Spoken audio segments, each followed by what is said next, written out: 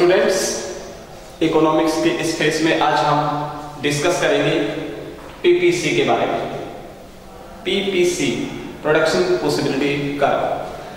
पिछली वीडियोस में हमने डिस्कस किया था इकोनॉमी के पार्टीशन में, किस प्रकार से इकोनॉमी का पार्टीशन है और किस प्रकार से सेंट्रल इकोनॉमिक प्रॉब्लम्स राइज होती हैं और क्या इकोनॉमिक प्रॉब्लम्स होती हैं, ये पिछली वीडियो में हमने देखा। उसी प्रकार से सेंट्रल इकोनॉमिक प्रॉब्लम्स से जस्ट अगला टॉपिक हमारा है पीपीसी, प्रोडक्शन पॉसिबिलिटी कर्व। देखिए, उत्पादन संभावना वक्र में हमें कम से कम दो वस्तुओं पे प्रोडक्शन करना होता है और उन वस्तुओं के कॉम्बिनेशंस को देखना होता है। जैसा कि डेफिनेशन में मैंने दर्शाया है, PPC production possibility curve means PPC shows production possibility curve show करेगा, दिखाएगा डिफरेंट कॉम्बिनेशंस, विभिन्न ये अलग कॉम्बिनेशंस होते हैं ग्रुप या उनके अलग अलग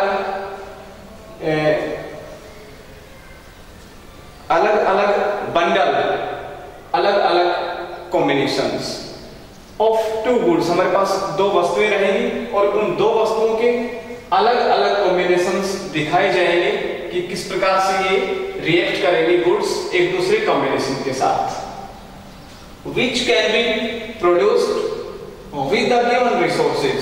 जो हम प्रोडक्शन करेंगे वो हमारे पास जो भी संसाधन है उनके आधार पे हम प्रोडक्शन करेंगे। पिछली वीडियो में हमने बताया था कि हमारी वांट्स तो अनलिमिटेड है, लेकिन हमारे पास जो संसाधन है, मीन्स हैं, वो लिमिटेड हैं। तो यहाँ हमारे पास जितने भी संसाधन हैं उन संसाधनों का प्रयोग हम दो वस्तुओं पे करेंगे। जितने भी रिसोर्सेज हमारे पास हैं उनका यूटिलाइजेशन हम दो गुड्स पे, टू गुड्स पे करेंगे। लेकिन जब हम दो वस्तुओं पे अपने संसाधनों को एंगेज करेंगे, यूटिलाइज करेंगे, लगाएंगे, तो हमारे पास दो मान्यताएं मुख्य रूप से होनी चाहिए या हमारे संसाधन दो मुख्य मान्यताओं पर काम करेंगे। सबसे पहली मान्यता है हमारी fully utilisation of all resources by given technology. हमारे पास जितने भी संसाधन हैं उन संसाधनों का हम फुली यूटिलाइजेशन करेंगे।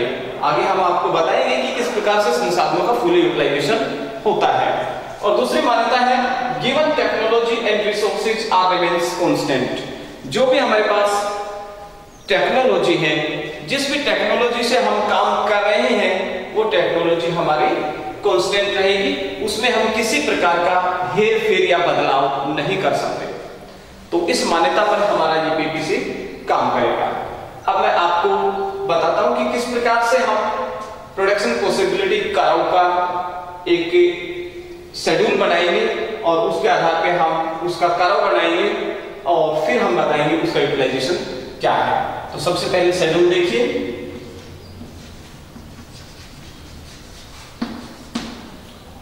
Schedule of PPC. इसमें हमारे पास अलग अलग कॉम्बिनेशंस होंगे। तो सबसे पहले मैं दो वस्तुएं ले लेता हूं जिस पे अपने संसाधन या रिसोर्सेज यूटिलाइज करने हैं। मान लीजिए पहली कमोडिटी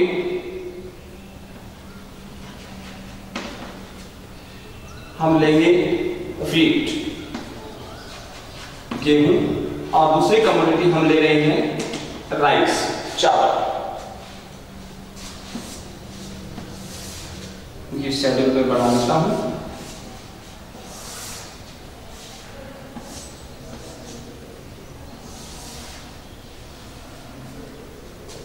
ये कॉम्बिनेशंस हो गए।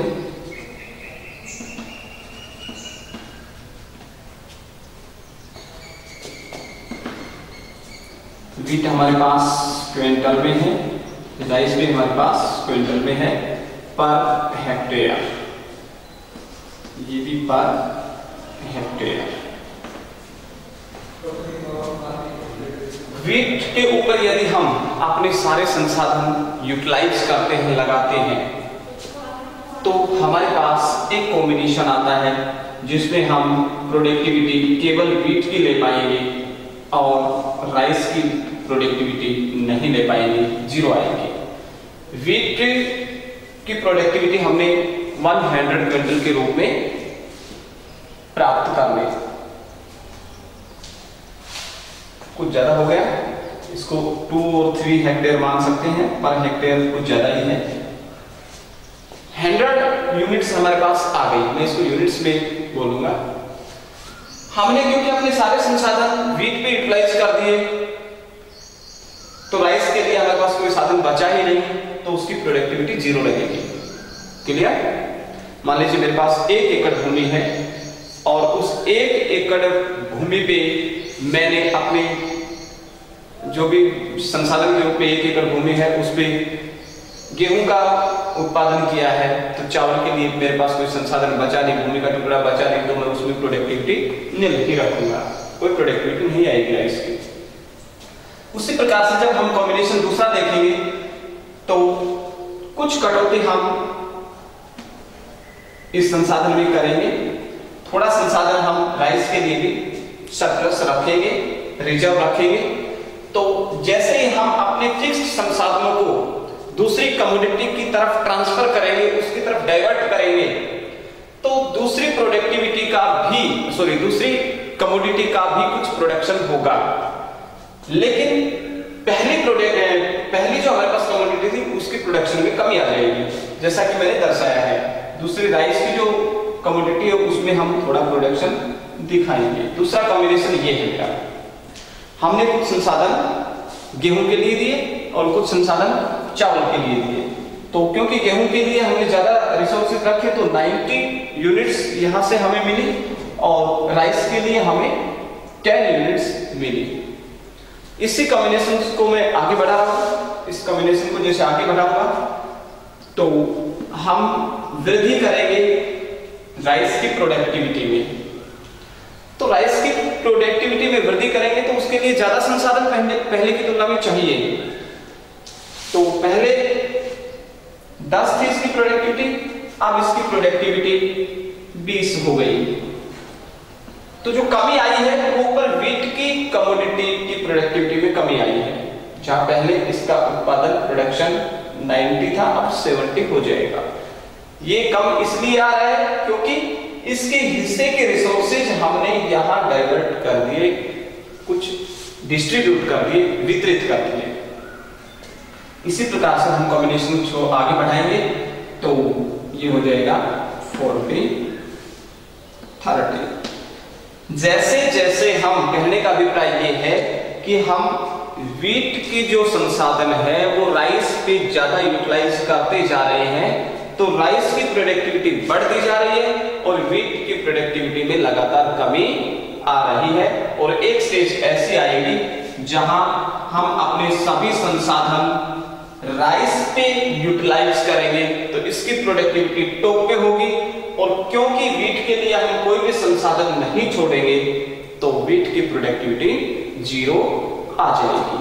ये है हमारे कॉम्बिनेशंस, डिफरेंटिव कॉम्बिनेशंस, जिनका जिक्र हमने डेफिनेशन में किया है कि BPC shows different combinations of two goods. दो गुड्स हो गए हमारे पास, वीट एंड राइस, और ये हो गए इसके डिफरेंटिव कॉम्बिनेशंस। ये आप देख रहे हो, ये अलग अलग कॉम्बिनेशंस हैं। लेकिन इस बात का हमें बहुत अच्छे से ध्यान रखना है कि हर किसी कॉम्बिनेशन में हमारे रिसोर्सेज का बेटर यूटिलाइजेशन हुआ है। अब मैं एक पिक्चर पीपीसी की बनाता हूं यहां, देखिए किस प्रकार से प्रोडक्शन पॉसिबिलिटी का हम मेंशन करेंगे। हमारे पास दो गुड्स हैं, पहले हमने दो एक्सेस ले लिए ओरिजिन पॉइंट पे, आधार बिंदु पे, y और x, आई मीन x और y दो हमारे पास आधार बिंदु ओरिजिन पे दो एक्सेस हो गए।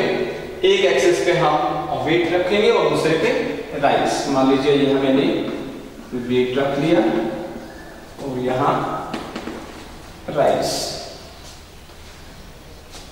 अब हम इक्वल डिस्ट्रीब्यूशन करते हैं।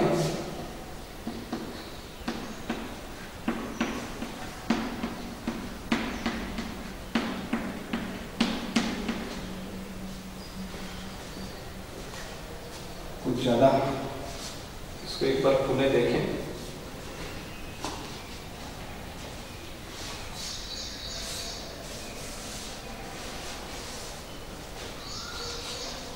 ये जो मैं गैप ले रहा हूं ये आप इक्वल लेंगे, समान लेंगे। अपने स्केल के माध्यम से या स्केल की सहायता से, पैमाने की सहायता से ये जो डिफरेंस है ये इक्वल होना चाहिए। 10, 20, 30, 40, 50, 60, 70, 80, 90, 100। इसी प्रकार से x एक्सिस पे हमने राइस लिया है, इसके भी मार्किंग हम इक्वल करेंगे। 10, 20, 30, 40, 50 जितनी चाहिए उस हिसाब से हम कर लेंगे। अब देखिए हमारा पहला कॉम्बिनेशन है व्हीट 100 एंड राइस 0। तो व्हीट 100 हमारा पॉइंट ये आ गया, राइस 0 इसके ऊपर, ये पहला बिंदु आ गया जिसको मैं नाम दे देता हूं A। उसके बाद दूसरा कॉम्बिनेशन व्हीट 90 एंड राइस 10। तो राइस 10 के ऊपर और 90 के सामने, यहां हमारा बिंदु आ गया जिसको मैंने नाम दे दिया B। तीसरा कॉम्बिनेशन व्हीट 70 एंड राइस 20 के ऊपर और 70 के सामने, हमारा तीसरा बिंदु ये आ गया C। अगला कॉम्बिनेशन है व्हीट 40 एंड राइस 30 के ऊपर और 40 के सामने, हमारा बिंदु ये आ गया D। एंड फाइनली केवल प्रोडक्टिविटी हमारी राइस की है 40 और व्हीट की 0। तो व्हीट 0 के सामने 40 के ऊपर ये बिंदु आ गया हमारे पास। इनको हम मिला देंगे, फ्री हैंड से मिलाएंगे।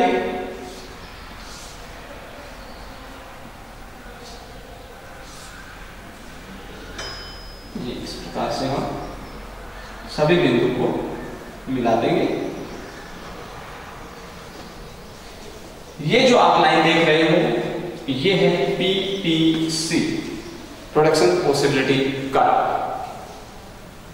A, B, C, D and last जो आपका बिंदु है वो है E, ये लास्ट पॉइंट था।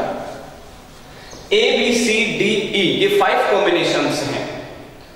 मैं अच्छे से आपको ये बता देना चाहता हूं कि PPC लाइन के ऊपर जितने भी बिंदु हैं वो सभी बिंदु बैटरी यूटिलाइजेशन में है। हमारे पास जितने भी रिसोर्सेज हैं उनका बैटरी यूटिलाइजेशन यदि हो रहा है तो वो सारे के सारे बिंदु PPC कर्व के ऊपर होंगे। और यदि कोई कॉम्बिनेशन का कोई पॉइंट, कोई बिंदु PPC कर्व के अंदर आ गया, ये एंड पॉइंट मैंने PPC कर्व के अंदर लिखा है, इसका मतलब है ये एंड यूटिलाइजेशन है, एंड यूटिलाइजेशन ऑफ रिसोर्सेज। ये एंड यूटिलाइजेशन हो गया रिसोर्सेज का, एंड यूटिलाइजेशन ऑफ रिसोर्सेज, संसाधनों का पूरा यूटिलाइजेशन इसमें नहीं है। क्लियर? दिखा देता हूं इसको। और यदि कोई पॉइंट PPC कर्व से आगे निकल गया, मान लीजिए ये M पॉइंट है, M PPC कर्व से आगे शिफ्ट है, ये आगे चला गया, तो इसका अर्थ हो गया एक्सेस यूटिलाइजेशन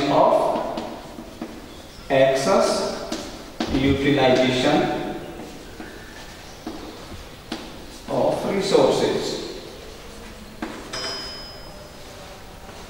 तो ये दोनों बातें बताना बहुत जरूरी था, अनिवार्य था विद्यार्थियों को कि कब हम संसाधनों का एंड यूटिलाइजेशन करते हैं और कब संसाधनों का बैटरी यूटिलाइजेशन होता है।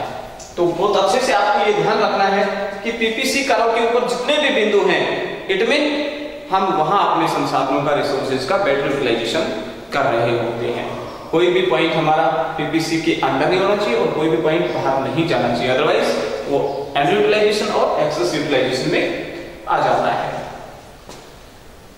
उसके बाद 2-3 बातें और हैं जो हमारे PPC को प्रभावित करती हैं, प्रोडक्शन पॉसिबिलिटी कर्व को प्रभावित करती हैं। अब मैं प्रोडक्शन पॉसिबिलिटी कर्व ऊपर रनिंग हैंड में ले लेता हूं, जिसके माध्यम से मैं आपको बताऊंगा कि किस प्रकार से हमारा पीपीसी कार्य प्रभावित होता है।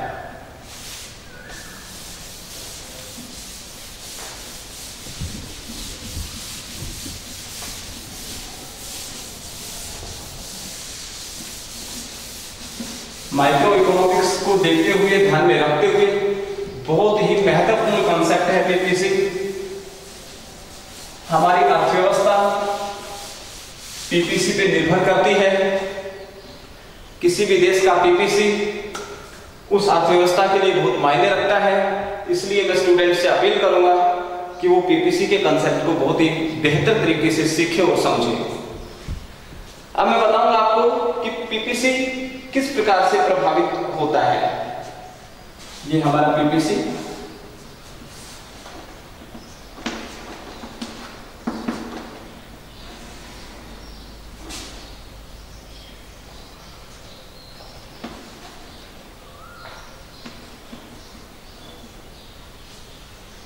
ये पीपीसी हमारा ओरिजिन पॉइंट पे है।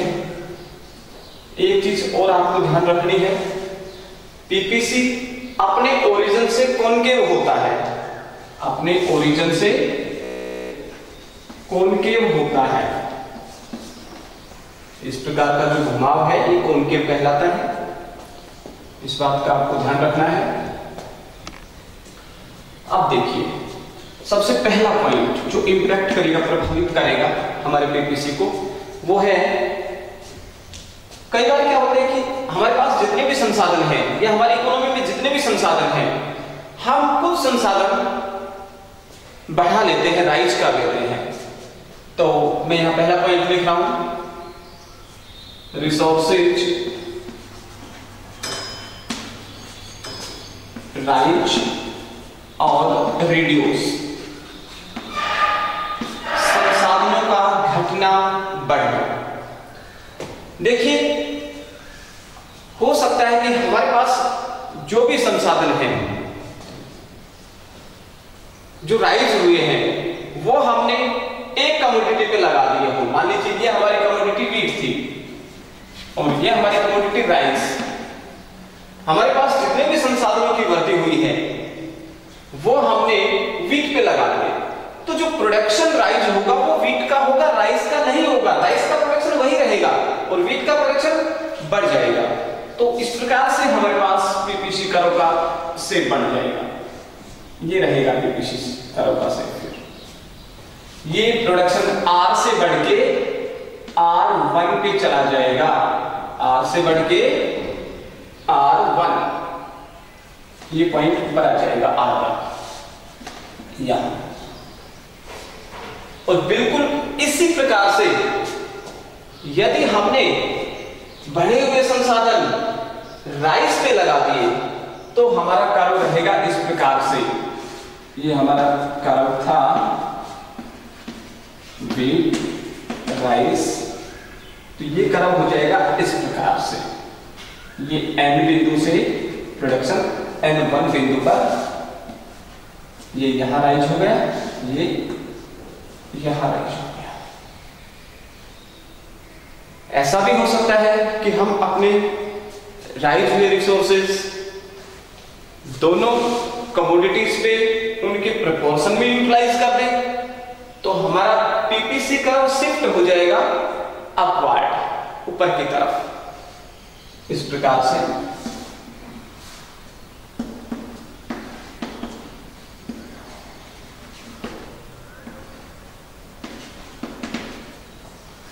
ये हमारा प्रोडक्शन पॉसिबिलिटी का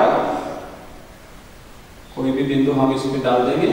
Rn हमने डाला है और क्योंकि हमारे रिसोर्सेज बढ़ गए तो हमारा पीपीसी राइटवर्ड शिफ्ट हो गया R1 N1 की तरफ।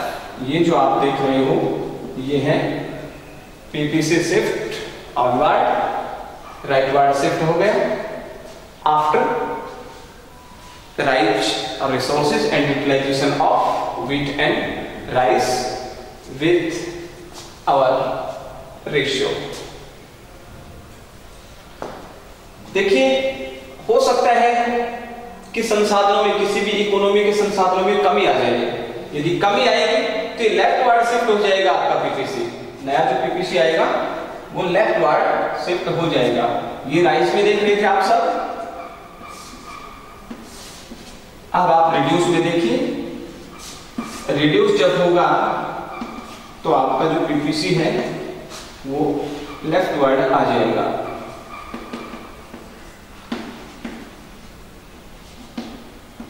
ये आपका पीपीसी आर एन, और जब संसाधनों की कमी आएगी अर्थव्यवस्था में तो ये लेफ्ट वर्ड आ जाएगा। R1 सॉरी R2 N2, ये हो गया shift in left word after reducing resources. तो ये पहला पॉइंट जो इम्पैक्ट डालेगा आपके पीपीसी पे, आपके संसाधन राइज भी हो सकते हैं और रिड्यूस भी हो सकते हैं। दूसरा हमारा पॉइंट है टेक्नोलॉजी। देखिए हम जिस टेक्निक से काम कर रहे हैं उस टेक्निक में भी हम बदलाव करते हैं यदि हमें प्रोडक्शन ज्यादा चाहिए तो, और जब हम टेक्निक में परिवर्तन करेंगे, कुछ टेक्निक इंप्रूव करके अपने रिसोर्सेज पे यूटिलाइज करेंगे तो प्रोडक्टिविटी बढ़ेगी। प्रोडक्टिविटी बढ़ेगी तो हम हो सकता है कि एक कमोडिटी पे यूटिलाइज करें अपनी टेक्नोलॉजी, दूसरी कमोडिटी पे यूटिलाइज करें या दोनों पे एक साथ करें। वो इसी प्रकार का रिएक्शन उनमें देखने को आपको मिलेगा। उसके बाद हम बात करेंगे and utilisation and better utilisation of resources. वो हम बता ही चुके आपको, पीपीसी के ऊपर जितने भी बिंदु आएंगे सारे बेटर यूटिलाइजेशन। और नया जो आपका पीपीसी आया है शिफ्ट होके, जैसा मैं यहां देख रहा हूं, उसके ऊपर जितने भी बिंदु आएंगे वो एंड यूटिलाइजेशन में आ जाएंगे, या फिर बाहर जो आपका पीपीसी राइट वर्ड शिफ्ट हुआ है उसके ऊपर जितने भी बिंदु आएंगे वो एक्सेस यूटिलाइजेशन में आपको देखने को मिलेंगे। पीपीसी के बारे में और डीपली हम अपनी अगली वीडियो में वर्णन करेंगे।